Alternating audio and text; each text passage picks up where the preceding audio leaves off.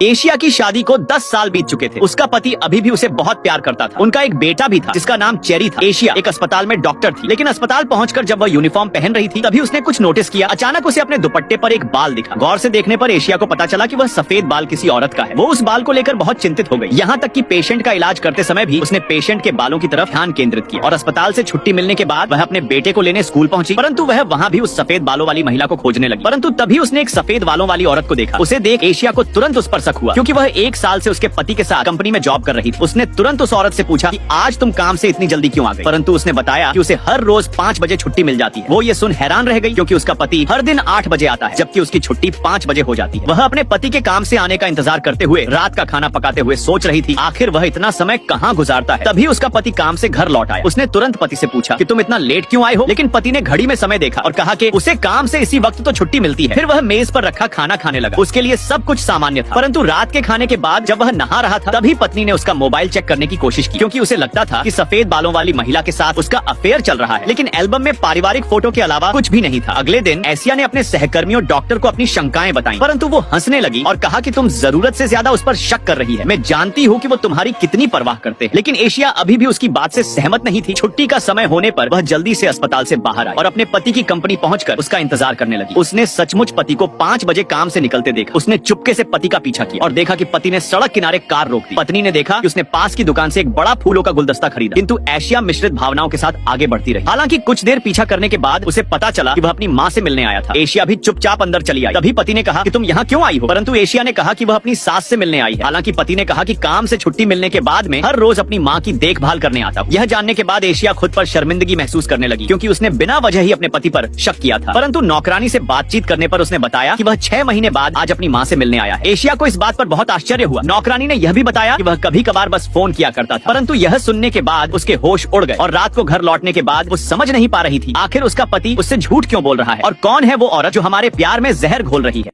Asia अपने पति के अफेयर को लेकर बहुत चिंतित थी। उसे तो यह भी नहीं पता था कि उसके पति का अफेयर किस लड़की के साथ चल रहा है। परंतु शाम होने पर पति उसके पास आया और कहा कि मैं मेयर की पार्टी में जा रहा हूँ। मेयर उस कंपनी का बॉस था जिसमें वह काम करता था, परंतु एशिया ने कहा कि उसकी ओर से मुझे भी आमंत्रण आया है। पति ना चाहते हुए एशिया को पार्टी में ले गए। फिर वह बॉस से मुलाकात करने आगे बढ़ा, लेकिन हाथ मिलाने के बाद बॉस ने उसे नजरअंदाज कर दिया, जिस कारण उसे शर्मिंदगी महसूस होने लगी। तभी एशिया आगे आई। मेयर की पत्नी ने तुरंत उसे पहचान लिया, क्योंकि कुछ महीने पहले एशिया ने मेयर की पत्नी की जान बचाई थी। बॉस ने उसका आभार व्यक्त किया और कहा कि मेरी पत्नी अक्सर तुम्हारा जिक्र किया करती थी, परंतु एशिया का मकसद उस सुनहरे बालों वाली लड़की को खोजना था। तभी एशिया की मुलाकात उसकी सबसे अच्छी दोस्त हेलन से हुई, जो वहाँ काम करती थी। एशिया ने उससे मदद मांगी और उसे सब कुछ बता दिया। अगले दिन से ही हेलन उसके पति पर नजर रखने लग गई। उसने देखा कि एशिया का पति कार गैरेज में किसी लड़की के साथ रोमांस कर रहा है। हेलन ने सब कुछ एशिया को बता दिया। यह जानने के बाद वह फूट फूट कर रोने लगी।